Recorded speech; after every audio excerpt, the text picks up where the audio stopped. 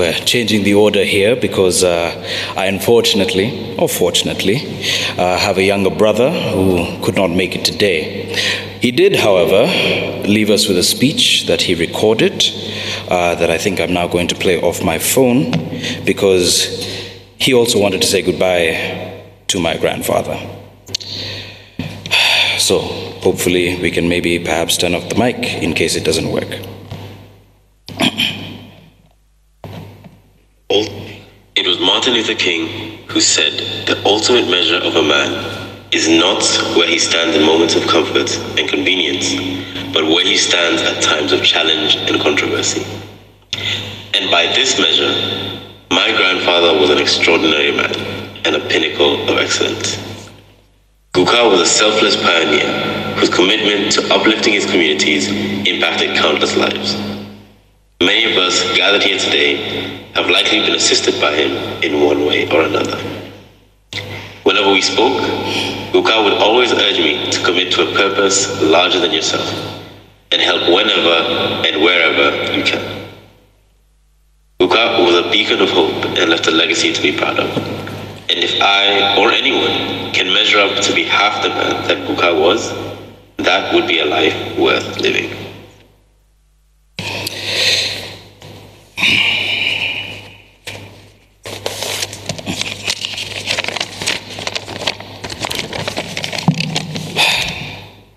Ladies and gentlemen, brothers and sisters, citizens of all walks of life, my fellow Gen Zs and some of you who have trouble with your knees, today we gather not in mourning, but in celebration.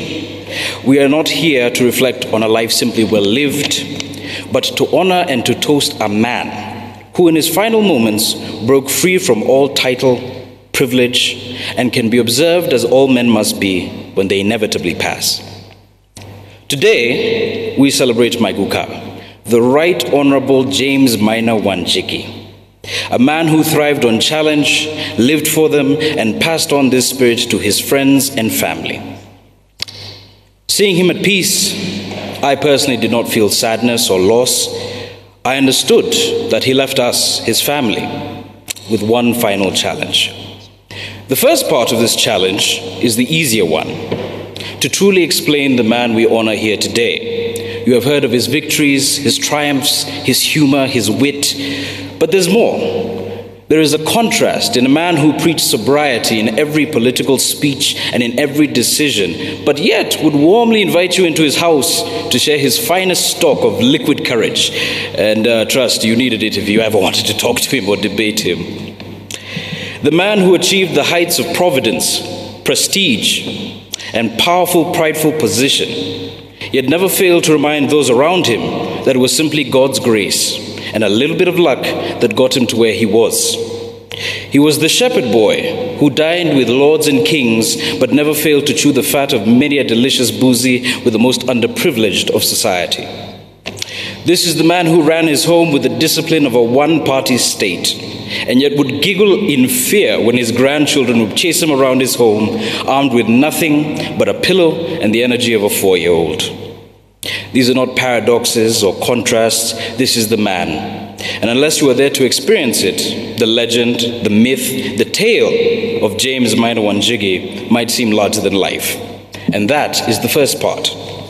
The second part of this challenge, the harder part, because it is so simple and so complex, true to my grandfather's intelligence, the challenge he set for his family, for all his friends, for all of us gathered here today, and perhaps the country at large, is to walk in the footsteps of a giant, to follow the path he carved out in life, not in achievement, but in his ability to smile when faced with adversity, his ability to laugh in the most heated of conversations, and his warmth when welcoming even the coldest of guests. I believe, Gukar, that here, all of us with you in this church and with you in our hearts will overcome your final test.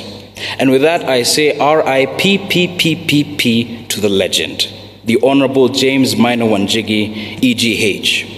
Rest in power, rest in prestige, rest in providence, prominence, permanence, and preeminence. and most importantly, rest in peace.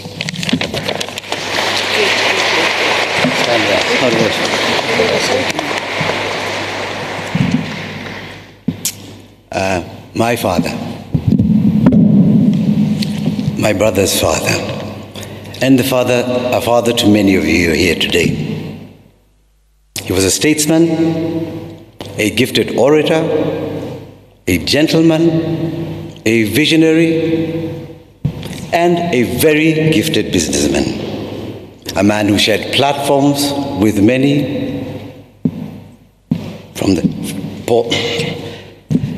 John Paul II, Jomo Kenyatta, Museveni, Emperor Haile Selassie, but most importantly, he was a smiling man, a welcoming man.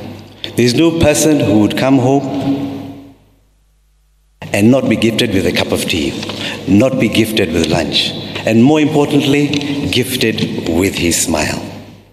We will continue to love him. He was our pillar, our strength, and our visionary. The wonderful memories of him playing football with us on the garden, watching football made in Germany, watching wrestling, watching running, watching the Olympics, all those memories are etched in us. But the joy of witnessing him doing the same thing with his grandchildren was the best joy I ever felt, or we ever felt in our lives. And we were blessed for those moments. Our father was full of amazing stories. Because of the colorful life he lived,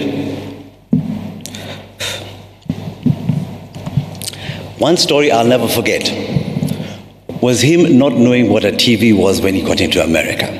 So when he finally dawned on him that the TV, that people had come on a glass screen, he was amazed, shocked. He kept looking behind the TV screens. How is this person in this glass? He was completely amazed on his arrival in America. Our relationship was excellent, but deepened during the COVID period, because he made me personally his groomsman. And every 4 days, I would go, groom him, and straight after that, we would share a glass of wine, if not 2 or 3. We had a gay old time sampling in the wine, but he always reverted to his favorite wine, Lambrusco. The targets he set upon us, the professional targets, are untold. He was the chairman of CMG, he was the chairman of Cabacid Limited, he was the chairman of GMC, he was the chairman of East African Bag and Cordage, he was a director of Block Hotels, he was a director of Bata Shoe Company, he is the chairman, or was the chairman, of Kwacha Group of Companies.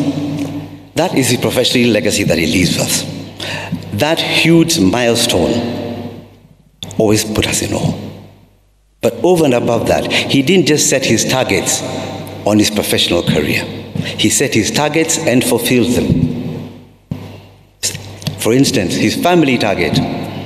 For most of you who do not know, my great mother there was actually enrolled or wished to be a nun. But when he saw her in a field, he said, I'm going to target her. And that smiling gentleman, you see, got his way across behind all the nuns where she had registered to go to school, and somehow sneaked in and got out of there. That was his target. He targeted a lot. For instance, he targeted and said to all of us, and he used to fondly whisper to me and Jimmy, make sure the wife that you want, target her, address it, and make sure you get her. That was the target that we had, the target he set on us. You left very many huge shoes to fill. Rest in peace, Dad. We love you. Thank you very much. Thank you very much, Sunny.